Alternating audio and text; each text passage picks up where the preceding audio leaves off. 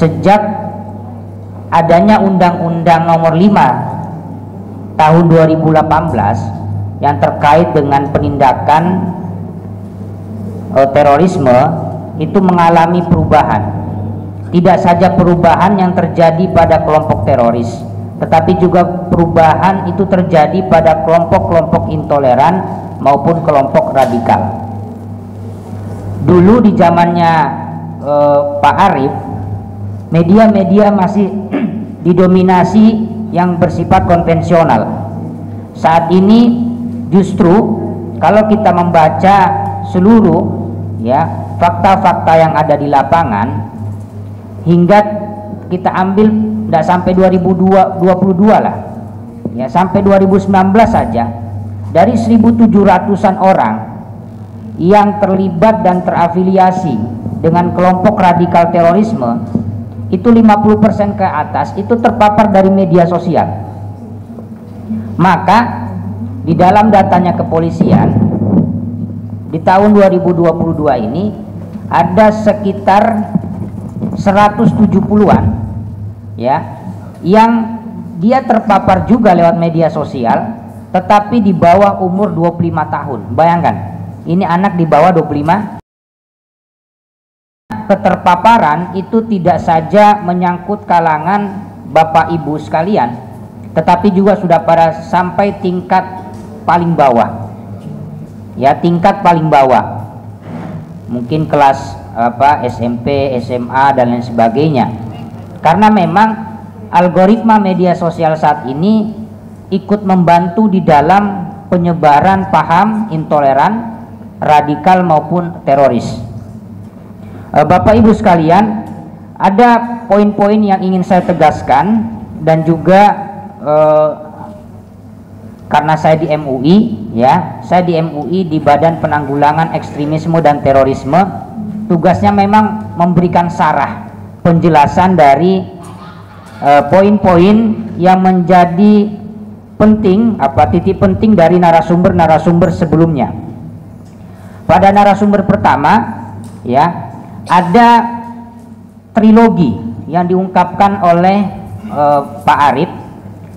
Tetapi trilogi ini, kalau dia masih kelompok intoleran dan radikal, maka ada dua paket yang biasa mereka gunakan, yaitu terkait dengan bagaimana soal hijrah dan bagaimana dia soal jihad. Nah, ketika dia naik level ke level teroris, maka ada satu paket yang dia tambahkan yang disebut dengan al-wala wal bara. Jadi al-wala wal bara ini merupakan konsep pencucian otak agar sang pendoktrin dari kelompok-kelompok apapun itu dia bisa mengisinya. Jadi dia mengosongkan gelas, mengosongkan gelas dulu. Nah, oleh karena itu biasanya para ideolog itu belajar yang namanya hypnowriting. Nah, ini bahasa modernnya. Padahal di dalam kelompok teroris itu istilah ini tidak dikenal, tapi mereka sudah praktek hypnowriting. Jadi kalau Bapak Ibu pernah baca novel, kemudian lagi baca tiba-tiba terbawa sampai tertidur dan sebagainya, itu namanya hypnowriting yang dipakai oleh para ideolog-ideolog di dalam kelompok radikal terorisme. Saya ambil contoh, dulu ketika Densus 88 menangkap yang namanya Para Wijayanto, ini juga merupakan ideolog dari kelompok Jamaah Islamiyah. Itu dia menggunakan teori hypnowriting di dalam menulis naskahnya itu. Nah, naskahnya Para Wijayanto inilah yang kemudian dipakai sampai sekarang, termasuk di dalam aplikasi penggunaannya. Nah, apa buktinya? Apa yang disampaikan dengan Pak Arief dengan istilah mampu berselancar di alam demokrasi, itu di dalam istilahnya Para Wijayanto, kelompok dari Jamaah Islamiyah namanya Al-Mutaghayyirat. Itu ada di jilid 3 yang ditulis oleh Para Wijayanto.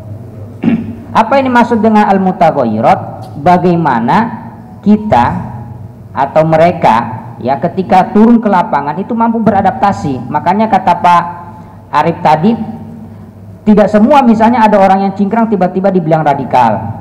Ada orang yang ketika ditangkap tidak lagi pakai pakaian simbol-simbol keagamaan. Ada yang pakai levis, ada yang lagi jual galon, ada yang lagi antar ini dan itu. Nah, bagaimana mereka mampu mengelabui orang yang ada di sekitar dia? Khususnya pasca tahun 2000-an ke atas, itu yang menjadi tempat-tempat target kelompok-kelompok garis keras ini adalah wilayah-wilayah trans. Karena ada semboyan ya yang sebenarnya tidak tertulis. Jadi sesama pendatang tidak boleh saling menjewer, tidak boleh saling. Jadi prasangka husnuzon itu dimanfaatkan oleh kelompok radikal teroris.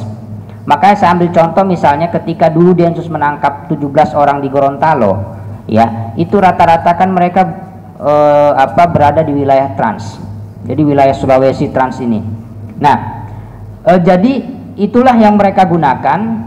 Apalagi ketika Undang-Undang Nomor 5 Tahun 2018 itu, ya ada 4 faktor yang kemudian mendorong penindakan dilakukan secara tegas, tepat dan transparan tanpa diperbolehkan mengikut sertakan simbol-simbol keagamaan.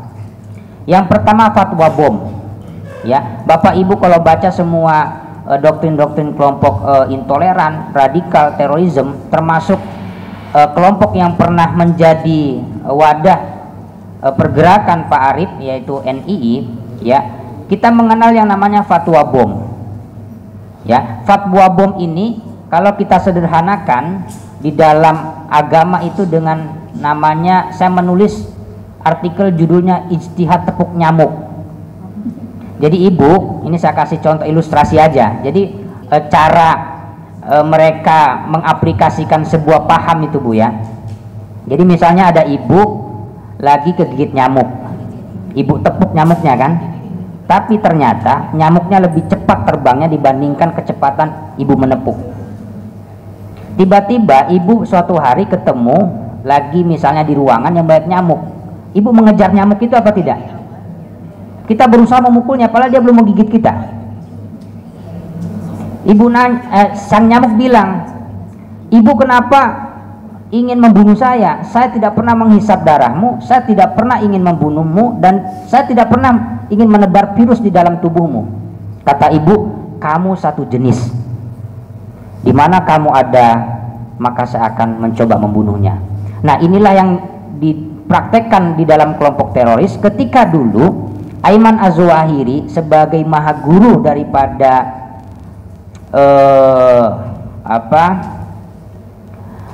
pimpinan Al-Qaeda, ya. Jadi sebenarnya yang pintar itu bukan Osama bin Laden. Jadi orang mengira bahwa Osama bin Laden ini orang paling hebat, paling pintar. Tidak. Yang paling pintar itu Ayman Az-Zawahiri yang baru kemarin wafat itu. Karena dia adalah memang penulis, ya, sastrawan dan pembaca buku. Jadi dia konseptor asli orang ini.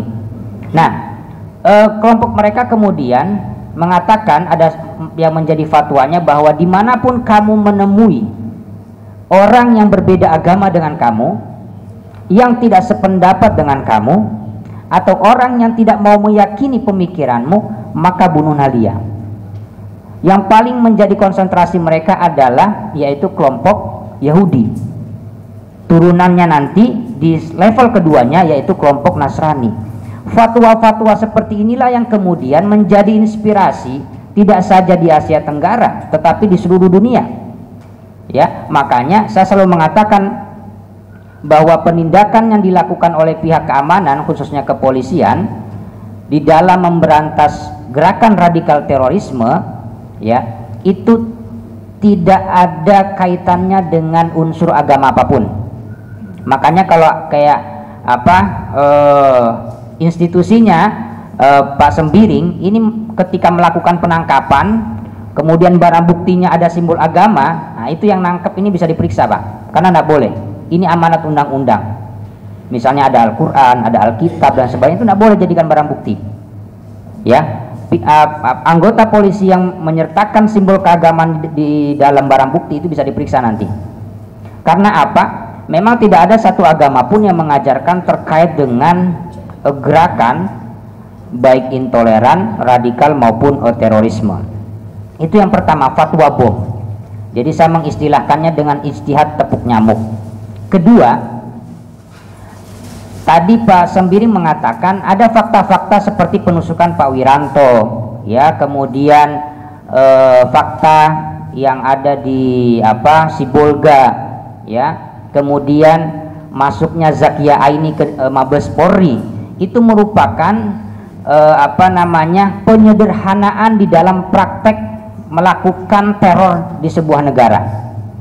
Jadi ketika para kelompok-kelompok Al-Qaeda maupun ISIS yang ada di luar negeri kemudian sampai ke Indonesia, itu dengan nama Jamaah Islamiyah maupun Jamaah Ansarud Daulah, dua kelompok terbesar di Indonesia ini, ya, yang terus mengambil inspirasi dari kelompok Al-Qaeda dengan kelompok ISIS yang ada di luar negeri, itu mereka menyederhanakan dalam bentuk aksinya. Jadi ada satu tulisan di dalam buku-buku doktrin mereka, ini saya bacakan: bila tak mampu membuat bom, pukul kepala mereka dengan batu, gorok mereka dengan pisau, tabrak mereka dengan mobil, lempar mereka dari tempat yang tinggi, cekik dan racuni mereka. Makanya sekarang Bapak Ibu kalau ke tempat Polres Indonesia, Polres Indonesia ini kan ada 500-an Bu, saya baru 300-an Bu, ya, ada 500-an Polres maupun Polrestabes yang ada di Indonesia ini. Itu kalau kita lihat tempat bangunannya itu sekarang tidak boleh misalnya ada jembatan kemudian di bawahnya Polres. Karena apa? Pihak keamanan sudah memikirkan strategi-strategi tempat di mana mereka harus memiliki pos. Karena ini terkait dengan ancaman, ya, khususnya apalagi kelompok teror, jangan kelompok teror, kelompok intoleran aja yang menjadi sasaran utama mereka adalah pihak keamanan. Nanti saya akan paparkan karena mereka punya kepentingan yang diistilahkan di dalam kelompok mereka dengan istilah tolabun nusrah itu.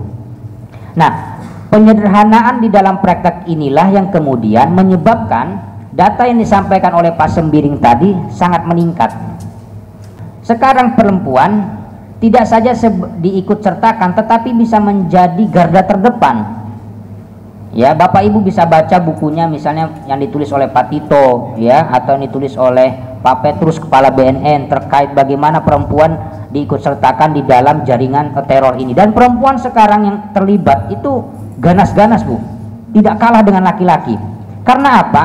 Perempuan dimanfaatkan oleh kelompok teror di dalam berdiplomasi. Mana Poso yang saat ini juga masih ada gejolak walaupun sudah artinya sudah damai, tapi tetap masih ada buron kita di sana.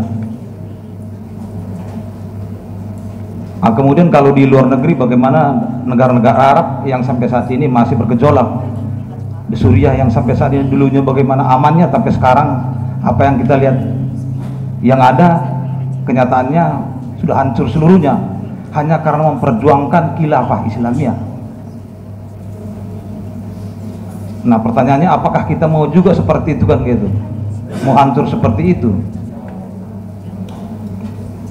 Nah, sedikit sebagai bahan perbandingan, mungkin Bapak Ibu sekalian belum pernah membaca ataupun melihat hasil daripada penelitian UIN tahun 2018, itu akan sedih dan ngeri melihatnya itu.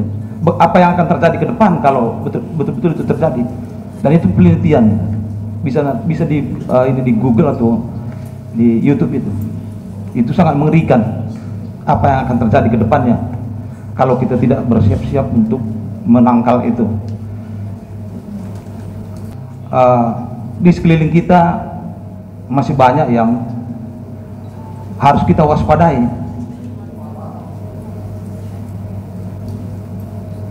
Nah, sehingga langkah apa yang harus kita lakukan? Nah, kemudian kalau kita lihat juga bagaimana Mabes Polri pun kecolongan gitu. Kalau mungkin Bapak Ibu berjalan ke Polres, ke Polsek ataupun ke Polda ataupun ke Mabes, lihat pintu gerbang itu aja semua kok mengerikan sekali gitu. Dulunya 2 gerbang jadi 1 semua, itu pun jadi siksa masuknya gitu. Itu karena ngerinya itu. Kenapa? Karena yang jadi sasaran tadi itu polisi dan ya petugas-petugas itu yang dianggap selama ini mengganggu kegiatan mereka. Apalagi kadang-kadang dibilang kok nggak ada kejadian kok ditangkapi gitu kan. Ada penangkapan tapi nggak ada kejadian peledakan gitu.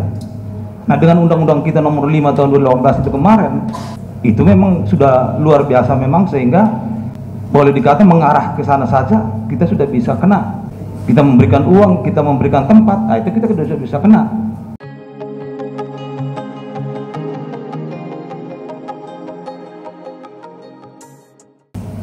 Data penindakan dan kejadian terorisme